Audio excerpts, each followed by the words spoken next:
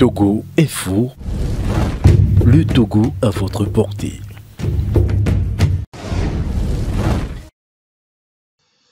Il est temps pour que cesse ce que j'appelle la politique et spectacle de l'enfumage, de la roublardise, du mensonge et du marchandage de rêves auquel la DMK a habitué les Togolais depuis un certain moment.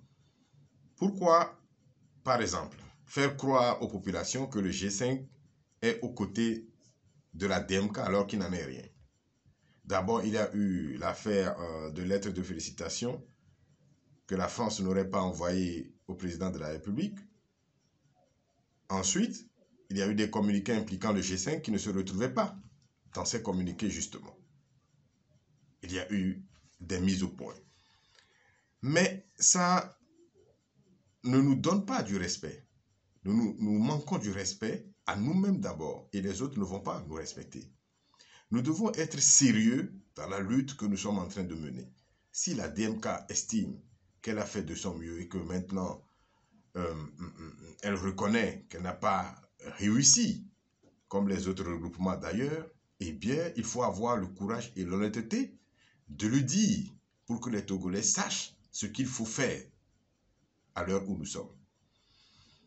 Quand j'observe bien les choses et j'analyse bien les choses, j'ai envie de dire, c'est une digression que je vais faire, mais c'est en rapport avec ce que nous sommes en train de dire. J'ai envie de dire que le prélat, l'évêque, Monseigneur Podjoro, a été manipulé, abusé et aujourd'hui malmené. Il avait envie quand même d'aider le Togo à connaître l'alternance. Moi, je reconnais sa bonne foi. Il avait envie, mais il a été manipulé et abusé. Aujourd'hui, on nous dit que, craignant pour sa vie, Monseigneur Podjoro s'était entre-temps réfugié au Ghana et qu'actuellement il est exfiltré pour la Suède.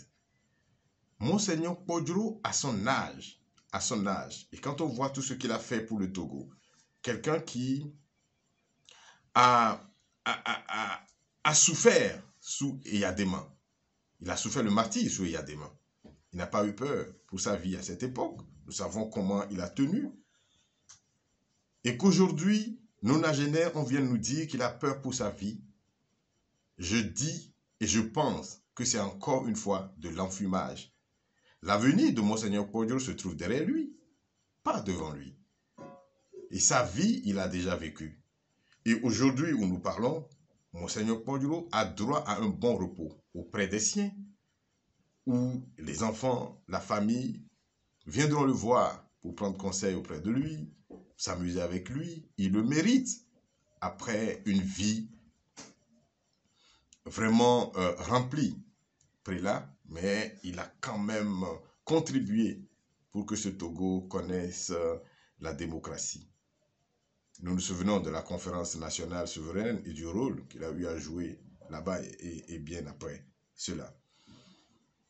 Et donc, Monseigneur Podjoro en Suède aujourd'hui, la Suède c'est l'Europe.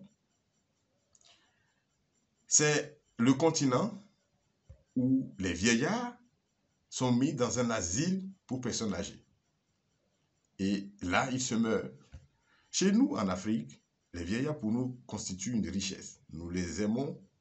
Nous aimons qu'ils soient à nos côtés, que nous allons les voir, causer avec eux.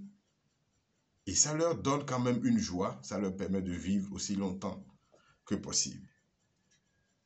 Et donc, Monseigneur Podjoro doit revenir au pays. Ce n'est pas quelqu'un qui a peur. Non, arrêtez de nous le présenter comme un peureux, un fugitif. Il ne l'est pas. Et donc, je reviens pour dire que nous devons être sérieux dans la lutte que nous sommes en train de mener. Aujourd'hui, tout est à refaire et la lutte est à repenser. Beaucoup de gens disent que la lutte est en pause. Certains disent que c'est un stand-by. Alors, il est nécessaire de la reprendre avec méthode, avec rigueur et avec pragmatisme. Les élections législatives approchent à grands pas. La population togolaise est démobilisée. La population, dans son ensemble, s'est résignée par rapport à plusieurs événements qui se sont déroulés au pays. Il faut les remobiliser. Parce que les problèmes auxquels notre pays sont confrontés restent entiers. Le problème de l'emploi des jeunes, des problèmes au niveau de la santé, au niveau de l'éducation, le panier de la ménagère reste toujours vide. Et donc, les Togolais souhaitent toujours le changement. S'ils se sont résignés, ça ne veut pas dire qu'ils soutiennent le pouvoir en place. Non, pas du tout. Mais ils ont besoin d'être remobilisés. Et c'est le travail qu'il faut faire. Il faut investir le terrain dès maintenant, au lieu de s'adonner à ce spectacle-là. C'est vraiment important si nous voulons que le Togo connaisse des lendemains meilleurs. Actuellement, c'est le boulevard pour le pouvoir en place. Ce n'est pas bien. Ce sont les populations togolaises qui en pâtissent. Il faut sortir de cet enfumage-là, de cette politique spectacle-là, pour s'attaquer à l'essentiel. C'est important.